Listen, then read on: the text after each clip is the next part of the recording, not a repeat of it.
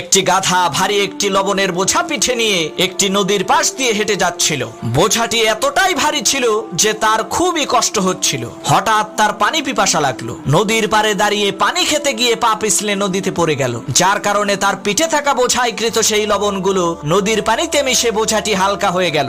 গাধা তো মহা খুশি। সে মনে করলো সে বিশাল বড় একটি জিনিস আবিষ্কার করে ফেলেছে।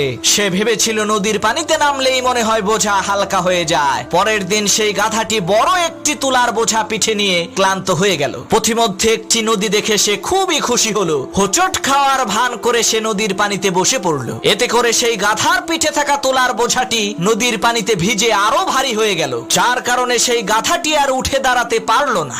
ওই গাধার মতো কিছু পাপী আছে যারা নিজেদেরকে ওই গাধার মতোই বহুত বড় জ্ঞানী আর বুদ্ধিমান মনে করে, কিন্তু কয়েকদিন পরে এমন ধরা খায় উঠে দাঁড়ানোর আর শক্তি থাকে না।